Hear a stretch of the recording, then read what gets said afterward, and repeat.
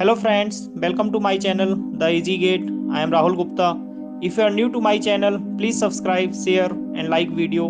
Don't forget to press the bell icon to get the latest update and provide your valuable comments. Hello everyone, welcome to the IG gate.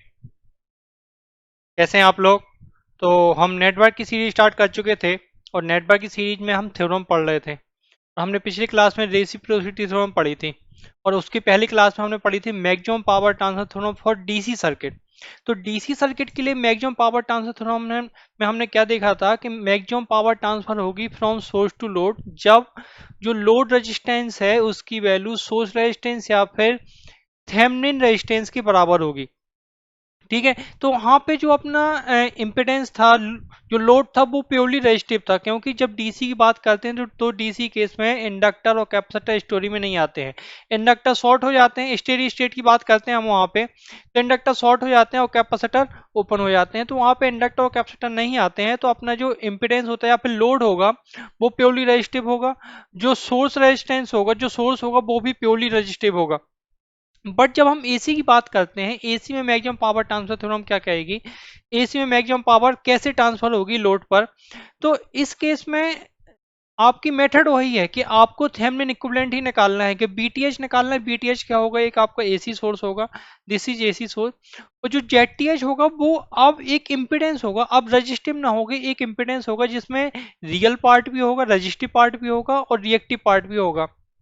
आपको पता है impedance हम कैसे लिखते हैं, are plus J x, तो R T H plus J X T H. ठीक है, आर टी एच क्या हो जाएगा, थेवेनिन रेजिस्टेंस हो जाएगा, एक्स टी एच हो जाए क्या हो जाएगा, थेवेनिन रिएक्टेंस हो जाएगा। तो जेड टी एच की वैल्यू, अब जेड एल आप देखो, लोड भी आपका इम्पिडेंस है जिसमें आपका रियल पार्ट भी है और रिएक्टिव और आपका रिएक्टिव पार्ट भी है, आर एल भी है, एक्स एल भी है। बट जब हम पावर की बात करते हैं, मैंने आपको पहले ही बताई हुआ, जब भी हम पावर की बात करेंगे तो हमेशा हम ट्रू पावर की बात करेंगे, रियल पावर की बात करेंगे, जो सिर्फ और सिर्फ कहाँ पे आपका डिसिपेट होता है, सिर्फ और सिर्फ रजिस्टिव पार्ट में, लोड के सिर्फ और सिर्फ रजिस्टिव पार्ट में डिसिपेट होता है। ठीक है, तो हम यहाँ पे सिर्फ और सिर्फ किसकी बात करने वाले हैं, हम बात करने वाले हैं सिर्फ और सिर्फ यहाँ पे एक्टिव पावर की या फिर ट्रू पावर की बात करने वाले हैं यहाँ पे।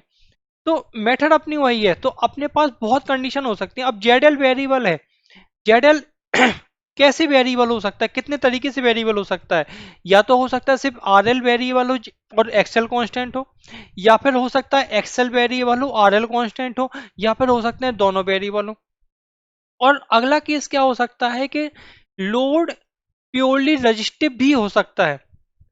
बट क्या लोड प्योरली रिएक्टिव हो सकता है, ये क्वेश्चन है कि लोड प्योरली रिएक्टिव हो सकता है, तो लोड प्योरली रिएक्टिव नहीं हो सकता है।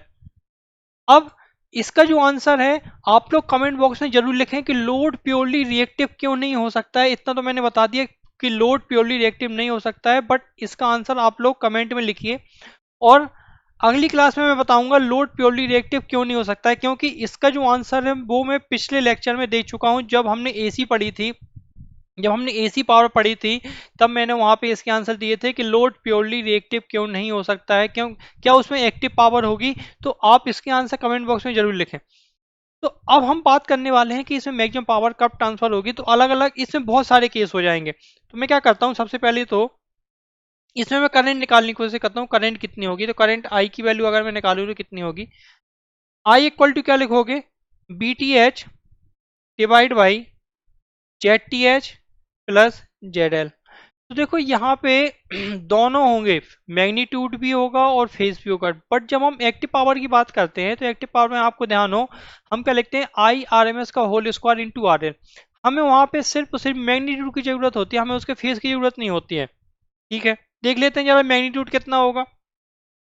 तो B T H divide by Z T H की वैल्यू कितनी है, R T H plus J X T H, Z L की वैल्यू कितनी है, R L plus J X L. हमें सिर्फ इसका मैग्नीट्यूड की जरूरत है, क्योंकि जब हम पावर की बात करते हैं तो पावर होती है आई आर एम एस का whole square into R L, सिर्फ और सिर्फ रजिस्टिव पार्ट में। तो मैग्नीट्यूड कितना हो जाएगा, बी टी एच तो इसका मैग्नीट्यूड है ही, डिवाइड बाई इसका मैग्नीट्यूड कितना हो जाएगा, under root R T H plus R L का whole square plus X T H plus X L का होल स्क्वायर।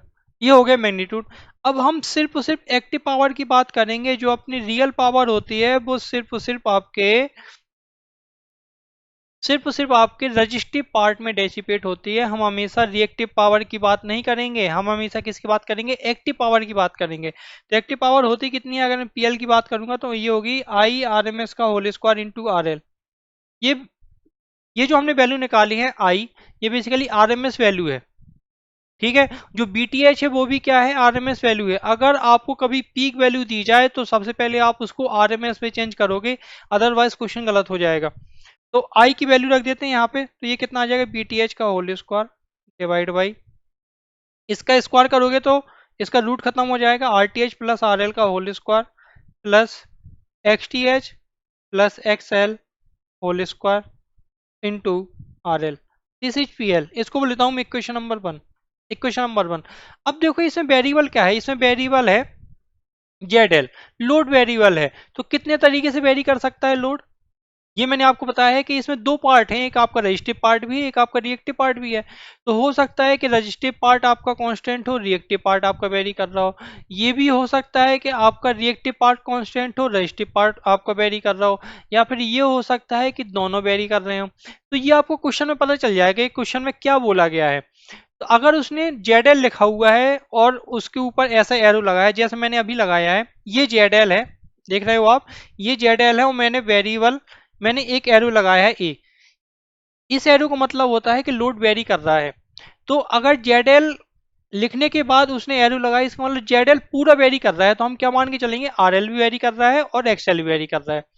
अगर कोई स्पेशल केस होगा तो वो ऑलरेडी बोल देगा क्वेश्चन में कि एक्सएल आपका कांस्टेंट है, आरएल वेरी कर रहा है, या फिर आरएल आपका कांस्टेंट है और एक्सएल वेरी कर रहा है। तो कोई स्पेशल केस होगा तो वो आपको क्वेश्चन में बोल देगा। अदरवाइज जब भी आपका जेडएल लिखा हो और एरो का साइन लगा हो, इसका मतलब कि जेडएल वेरी कर रहा है।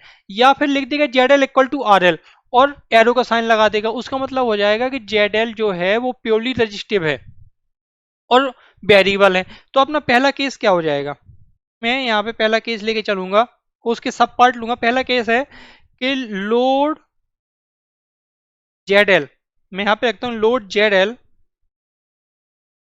Is variable, load Z L is variable. तो मुझे यहाँ पे बेसिकली दो पार्ट लेके चलने पड़ेंगे। ऐसा मैं क्यों कर रहा हूं, क्योंकि अब मुझे अलग अलग डेरिवेटिव निकालने पड़ेंगे। अगर आप देखो इक्वेशन नंबर 1 में, तो आपका आर एल भी वेरिएबल हो जाएगा, एक्सएल भी वेरिएबल हो जाएगा। तो सबसे पहले आपको अलग अलग सॉल्व करना पड़ेगा। आपको पहले मानना पड़ेगा पहले केस में कि if R L is constant, या फिर ऐसा लिख दो इफ एक्सएल इज कांस्टेंट, पहला केस लेके चलो, if XL is constant and RL is variable, पहला केस हो गया। एक केस बोल देता हूं मैं इसको, देखेंगे। अगर आरएल वेरिएबल है तो पीएल इक्वल टू, अपने पास फिर से इक्वेशन लिख देता हूं मैं, बीटीएच का whole square upon RTH plus RL का whole square plus XTH plus XL का होल स्क्वायर इंटू आरएल। अब आपको पता है कि हमें क्या करना है, हमें ऐसे आरएल की वैल्यू निकालनी है, क्योंकि आरएल वेरिएबल है, ऐसे आरएल की वैल्यू निकालनी है जिसके लिए पीएल की वैल्यू मैक्सिमम हो। तो हम क्या करते थे, आपको मैथ पता है, जब भी हमें ऐसे कुछ इक्वेशन आती हैं तो हम डिफरेंशिएट कर देते हैं और फर्स्ट डिफरेंशिएशन को जीरो कर देते हैं, उसको जीरो के बराबर कर देते हैं, वहां से हम वैल्यू निकाल लेते हैं। तो हम क्या करेंगे इस केस में, differentiate differentiate equation number 1 with respect to RL and equate to 0। हम क्या करेंगे, उसको जीरो के बराबर कर देंगे। तो देखो हमें क्या करना है, basically del P L upon del R L की वैल्यू निकालनी है और इसको जीरो के बराबर कर देनी है। जब आप del P L upon del R L equal to zero करोगे तो यहाँ से आर एल की वैल्यू निकल के आएगी। ये आपके लिए कैलकुलेशन हो जाएगी, आप घर पे सॉल्व करना।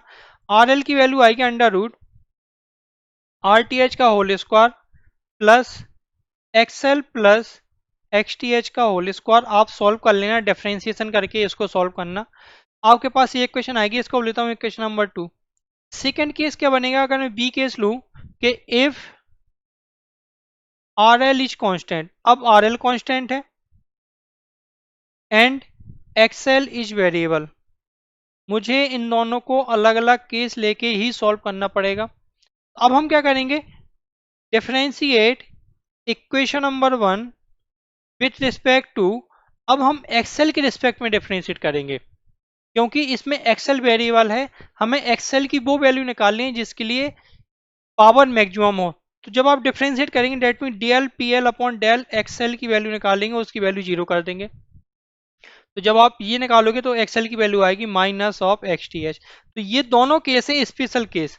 इक्वेशन नंबर 3, पहला केस क्या था कि आर एल आपका वेरिएबल था, एक्सेल कांस्टेंट था। सेकंड केस था कि आर एल कांस्टेंट है, एक्सेल वेरिएबल है। तो जब आर एल वेरिएबल है उस समय आर एल की वैल्यू कितनी आई, under root R T H का whole square plus X L plus X T H का होल स्क्वायर। और जब एक्सेल वेरिएबल है तो एक्सेल की वैल्यू क्या आई, माइनस का एक्स टी एच आई। तो अगर मैं बोलूं इक्वेशन नंबर 2 एंड 3, अगर इक्वेशन नंबर 2 एंड 3 को मैं मर्ज कर दूं फ्रॉम इक्वेशन नंबर 2 एंड 3, अगर मैं इन दोनों को मर्ज कर दूं, मतलब एक्सएल की जगह minus of X T H रख दूं, देखो इस जगह पे एक्सएल की जगह minus of X T H रख दूं, तो ये तो क्या हो जाएगा, जीरो हो जाएगा क्योंकि X L equal to minus X T H. ये दोनों कैंसिल हो जाएंगे, क्या बचेगा सिर्फ अपने पास R L equal to R T H, R L equal to R T H. ये हो गया क्वेश्चन नंबर 4।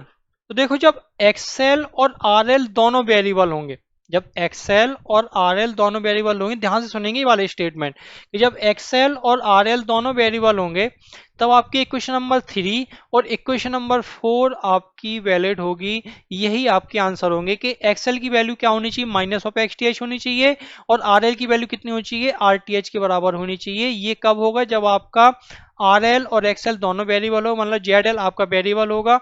तो उस समय जेड एल की वैल्यू कितनी हो, जेड एल इक्वल टू क्या है, R L plus J into X L, plus J into X L. R L की वैल्यू आ गई R T H plus J, X L की वैल्यू आ गई minus of X T H. तो R T H minus of J X T H, minus of J X T H. तो Z L की value basically क्या है, ये क्या जेड टी एच का कॉन्जुगेट लिखा है क्या, यस जेड टी एच का कॉन्जुगेट। ये क्वेश्चन कई बार पूछा गया है एसएससी जेई में, आईएएस में, एक एक नंबर एक क्वेश्चन में पूछ लेता है कि एसी सर्किट में मैक्सिमम पावर कब ट्रांसफर होगी। मैक्सिमम पावर तब ट्रांसफर होगी जब जेड एल की वैल्यू जेड टी एच के कॉन्जुगेट के बराबर होगी। कॉम्प्लेक्स कॉन्जुगेट का मतलब होता है जे को माइनस जे से रिप्लेस कर देना। ये बहुत ज्यादा इंपॉर्टेंट था। अगर दूसरा केस बोलूं, दूसरा केस क्या हो सकता है, दूसरा केस हो सकता है if load is purely resistive and variable. अगर लोड प्योरली रजिस्टिव है और वेरिएबल है, इसका मतलब जो जेड एल की वैल्यू है वो कितनी है, Z L equal to R L है, Z L equal to R L है, और एक्सएल की वैल्यू कितनी है, जीरो है। एक्सएल की वैल्यू कितनी है, जीरो है। तो इस केस में आपका आर एल की वैल्यू क्या होनी चाहिए वो देख लेते हैं। तो इस केस में पी एल इक्वल टू कितना हो जाए, जब आप एक्सएल की वैल्यू जीरो रख दोगे तो बी टी एच का whole square upon R T H plus R L का होल स्क्वायर, और एक्सएल जीरो हो गया तो क्या बचेगा, सिर्फ एक्स टी एच का whole square into R L. Equation number बोल देता हूँ मैं इसको 5, क्योंकि 4 तक हो गया था ऊपर। अब मैं क्या करूंगा, जब आर एल वेरिएबल है तो डिफरेंशिएट कर देंगे, differentiate equation number 5 with respect to R L and equate to zero, equate to zero. तो इस केस में क्या हो जाएगा, इस केस में del P L upon del R L को हम क्या कर देंगे, जीरो के बराबर कर देंगे। तो यहाँ से जो आर एल की वैल्यू आएगी वो कितनी आएगी, आर एल इक्वल टू आएगा R T H plus R T H का whole square plus X T H का होल स्क्वायर इसका रूट, और आर टी एच का whole square plus X T H का होल स्क्वायर बेसिकली है क्या, ये तो जेड टी एच का कॉन्जुगेट है, सॉरी इसका मैग्नीट्यूड है। मैग्नीट्यूड कितना हो जाएगा, under root R T H का whole square plus X T H का होल स्क्वायर। तो ये दोनों केस आपको याद रखने हैं। मैं फिर से रिपीट कर देता हूँ जल्दी जल्दी कि जब जेड एल वेरिएबल होगा, मतलब आर एल और एक्स एल दोनों वेरिएबल होंगे, तब जेड एल की वैल्यू होगी जेड टी एच का कॉन्जुगेट, कॉम्प्लेक्स कॉन्जुगेट। जब प्योरली रजिस्टिव होगा तो उस समय आर एल की वैल्यू कितनी होगी, जेड टी एच का मैग्नीट्यूड, मैग्नीट्यूड के बराबर हो जाएगी। अब बात करते हैं कि मैक्सिमम पावर कितनी होगी। ये तो कंडीशन हो गई, कंडीशन क्या होगी कि जब जेड वेरिएबल होगा, मतलब आर एल और एक्सएल दोनों वेरिएबल होंगे, जब तब जेड एल इक्वल टू हो जाएगा जेड टी एच का कॉन्जुगेट। और जब सिर्फ आर एल वेरिएबल होगा, मतलब प्योरली रजिस्टिव होगा और वेरिएबल होगा, तो उस समय आर एल की वैल्यू कितनी हो जाएगी, magnitude of Z T H. ये तो कंडीशन होगी। बट उस केस में मैक्सिमम पावर कितनी होगी? तो मैक्सिमम पावर एसी में आप फॉर्मूला याद मत करो, मैंने यहाँ पे कोई फॉर्मूला नहीं दिया। जैसे हमने डीसी में एक फॉर्मूला पढ़ा था, P max equal to B T H का whole square upon 4 into R T H या फिर आर एल, क्योंकि R L equal to R T H था। यहाँ पे आप फॉर्मूला याद मत करो। आप क्या करना, जब आप कंडीशन निकाल लो, कंडीशन निकालने के बाद आप फिर से थेवेनिन इक्विवेलेंट बनाओ, और जो लोड है लोड की वैल्यू रखो। लोड की वैल्यू रखने के बाद उसमें आप करंट की वैल्यू निकालो और करंट का मैग्नीट्यूड निकालो। बेसिकली आपको वहां पे क्या निकालना है, करंट का मैग्नीट्यूड निकालो, और मैग्नीट्यूड निकालने के बाद कर दो आई आर एम एस का whole square into R L, वही क्या हो जाएगी, आपकी मैक्सिमम पावर हो जाएगी। तो आप यहाँ पे कोई फॉर्मूला याद मत करो, क्योंकि कई बार आता है डिवाइड में 8 इंटू आर टी एच, कई बार आ जाएगा 4 इंटू आर टी एच। तो आपको फॉर्मूला याद करने की जरूरत नहीं है। बस आपको क्या ध्यान रखना है कि आपको कंडीशन याद रखनी है। कंडीशन निकालने के बाद आपको उसका थेवेनिन बनाना है, और थेवेनिन बनाने के बाद फिर आपको सॉल्व करना है। तो एक क्वेश्चन सॉल्व करते हैं जल्दी से, क्वेश्चन से आपको क्लियर हो जाएगा कि हमें क्वेश्चन कैसे सॉल्व करने हैं। देखते हैं क्वेश्चन, देखेंगे। ये है क्वेश्चन। क्वेश्चन में क्या दिया हुआ है, एक जेड एल दिया हुआ है, और जेड एल इक्वल टू उसने बोल दिया है आर एल। इसका मतलब श्योर हो गया, पक्का हो गया कि इसमें जो लोड है वो प्योरली रजिस्टिव है। ठीक है, तो उसने क्या पूछा, find Z L for maximum power transfer to the load and find maximum power. अगर इसमें Z L equal to R L नहीं दिया होता, इसका मतलब हम क्या मानते हैं कि पूरा का पूरा जेड एल जो है वो वेरिएबल है, तो उस समय अपना पहली वाली कंडीशन सेटिस्फाई होती। इसका मतलब जेड एल इक्वल टू हम लिखते हैं जेड टी एच का कॉन्जुगेट। बट यहाँ पे उसने दे दिया कि Z L equal to R L, मतलब लोड प्योरली रजिस्टिव है। तो हम क्या लिखेंगे, आर एल इक्वल टू क्या होता है उस केस में, under root R T H का whole square plus X T H का होल स्क्वायर, मतलब जेड टी एच का मैग्नीट्यूड होता है। तो बेसिकली हमें क्या निकालना है, हमें सबसे पहले यहाँ पे थेवेनिन थ्योरम तो लगानी ही लगानी है। उसके बाद थेवेनिन थ्योरम लगाने के बाद हमें बीटीएच और आरटीएच निकालने, आरटीएच नहीं बेसिकली यहाँ पे जेडटीएच निकाल लेना है। जेडटीएच निकालने के बाद आप क्या करोगे कि जेडटीएच का मैग्नीट्यूड ले लोगे, वही क्या हो जाएगा, आरएल के बराबर हो जाएगा। तो करते हैं इसको ट्राई। तो सबसे पहले तो हमें क्या निकालना होता है इसमें, थेवेनिन इक्विवेलेंट, मतलब हमें बीटीएच निकालना है और जेडटीएच निकालना है। कैसे निकालते थे कि फॉर बीटीएच, बीटीएच निकालने के लिए हम पहले लोड को ओपन कर देते थे। ये तो अपना है ही, एक इम्पिडेंस है जे प्लस जे एट, एक सोर्स है 100 वोल्ट 0 डिग्री, लोड को हमने ओपन कर दिया। ठीक है, यहाँ पर भी एक इम्पिडेंस लगा हुआ है जिसकी वैल्यू कितनी है 6 प्लस जे एट, और यहाँ पर एक सोर्स लगा हुआ है 90 एंगल 0 डिग्री, और आपको यहाँ पे निकालना है बी टी एच की वैल्यू। ठीक है, तो आप क्या करो, फिर से यहाँ पे केसीएल लगा दो। या इस नोड का वोल्टेज कितना हो जाएगा बी टी एच, अगर ये बी टी एच है तो देखो हम केसीएल लगा देते हैं, बी टी एच माइनस। अब देखो जब हम एसी में केसीएल लगाते हैं, जब हम एसी सर्किट में केसीएल लगाते हैं, तो आपको हमेशा ध्यान रखना है कि हमेशा ऊपर नीचे होगा, नीचे माइनस होगा, क्योंकि जब भी हम केसीएल लगाते हैं तो हम ग्राउंड की तरफ हमेशा माइनस लेते हैं और ऊपर हम प्लस लेते हैं। ये चीज़ आपको ध्यान रखनी है, क्योंकि जब हम डीसी सॉल्व कर रहे थे तो डीसी में आपको पोलैरिटी दी गई थी, बट एसी में आपको कई बार पोलैरिटी नहीं दी जाएगी, आपको सिर्फ एक साइन दिया गया है अंदर, एक साइनसोइडल साइन का आपको साइन दिया गया है, उसमें पोलैरिटी नहीं दी जाती। तो आपको एज्यूम करना होता है जब आप सॉल्व करते हो तो केसीएल या केवीएल लगाने के लिए आपको पोलैरिटी ऐसी ही लेनी है, हमेशा हमेशा ऐसी लेनी है। अगर आपने पोलैरिटी सीख ली तो बहुत सारी सब्जेक्ट में आपको काम आने वाली है। पीटीएच माइनस आप क्या लिखोगे 1110 angle 0 divide by 6 plus J eight, plus BTH minus 90 angle 0 divide by 6 plus J eight equal to 0। 6 plus J eight तो कॉमन है तो उस साइड 0 कर दो, तो BTH कितना आ जाएगा, BTH आ जाएगा 110 एंगल 0 प्लस 90 एंगल 0 और डिवाइड बाई 2। देखो मैं इन दोनों को ऐड कर सकता हूँ क्योंकि दोनों के फेस सेम है, 0 डिग्री और 0 डिग्री। ये कितना हो जाएगा 200 एंगल 0 डिग्री डिवाइड बाई 2। अगर एंगल अलग अलग होते फिर आप कैसे ऐड करते, आपको पता होना चाहिए। सबसे पहले आप रेक्टेंगुलर फॉर्म में निकालोगे, फिर आप उनको ऐड करोगे और फिर से आप उसको पोलर फॉर्म में डालोगे, क्योंकि मेन हमें मैग्नीट्यूड निकालना होता है। तो ये आ गया 100 एंगल 0 डिग्री, BTH आ गया। आरटीएच कैसे निकालते थे कि जितने भी सोर्स लगे हों उनको हम डीएक्टिवेट कर देते हैं, सिर्फ अपने पास इम्पिडेंस बचेंगे, ये वाला भी 6 + j8, इसको हमने सॉर्ट कर दिया, ये वाला भी 6 + j8, और इसको भी हमने सॉर्ट कर दिया, और इन दो टर्मिनल के बीच हमने क्या निकालने की कोशिश की, जेड। जब आप जेड निकालोगे तो आपको साफ साफ दिख रहा है ये दोनों पैरेलल में है, तो जेड कितना हो जाएगा, जेड हो जाएगा 6 + j8, और पैरेलल में 6 + j8, जब दोनों इंपेडेंस बराबर होते हैं तो डिवाइड बाई 2 हो जाएगा, तो ये आ जाएगा 3 + j4, 3 + j4 जेड आ गया। तो देखो हमने थेवेनिन इक्विवेलेंट तो निकाल लिया एक ही बार में, जेड निकाल लिया और बीटीएच निकाल लिया। अब हमें कंडीशन देखनी है फॉर मैक्सिमम